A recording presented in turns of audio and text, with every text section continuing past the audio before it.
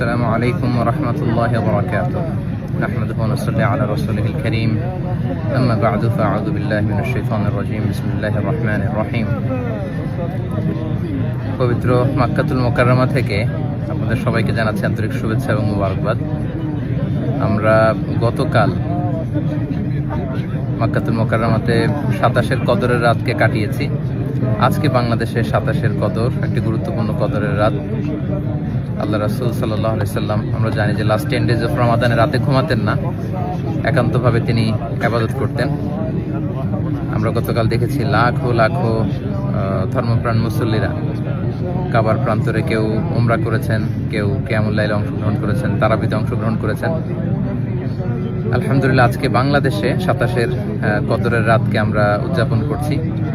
আল্লাহ রাসূল সাল্লাল্লাহু আলাইহি সাল্লাম আম্মা জান আয়েশা রাদিয়াল্লাহু তাআলা আনহাকে এই রাতে একটি বিশেষ দোয়া পড়তে বলেছেন। তিনি বলেছেন যে, আয়েশা, তুমি যদি এই রাত পাও তাহলে তুমি পড়বে আল্লাহুম্মা ইন্নাকা আফুউন তুহিব্বুল আফওয়া ফাআফু আন্নী।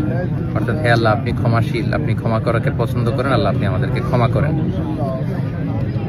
আল্লাহ রাসূল সাল্লাল্লাহু আলাইহি সাল্লাম রমজানের শেষ দশকে যখন পৌঁছতেন, তিনি ইদা জাআল আশরু আহিয়াল লাইলা ওয়া আইকাযা আহলা ওয়া জাদ্দা ওয়া শাদ্দাল মিযহার, সারা রাত জেগে ইবাদত করতেন, পরিবারের সবাইকে জাগিয়ে তুলতেন, ইবাদত করার জন্য বলতেন।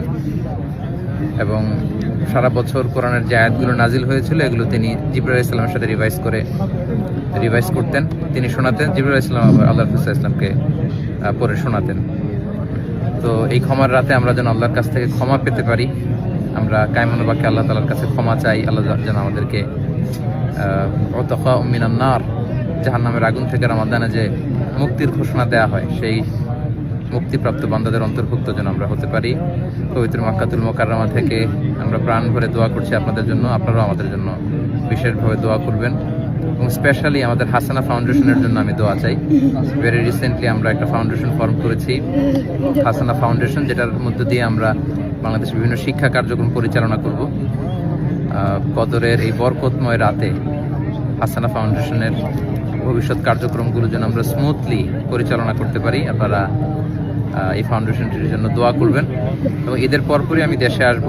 এখন থেকে আমি দেশেই সেটেল করব, দেশেই থাকবো এবং ফাউন্ডেশনের বিভিন্ন কার্যক্রম সরাসরি পরিচালনা করবো ইনশাআল্লাহ। আপনাদের সবার কাছে দোয়া আছে, সবার জন্য আবার অফুরন্ত দোয়া ভালোবাসা জানিয়ে মসজিদুল হারাম থেকে বিদায় নিচ্ছি, পবিত্র মক্কাতুল মুকাররমা থেকে। হাদা মা ইনদি ওয়াল ইলমু ইনদাল্লাহি আলাইহি তাওয়াক্কালতু ওয়া ইলাইহি উনীব। আসসালামু আলাইকুম ওয়া রাহমাতুল্লাহি ওয়া বারাকাতুহু।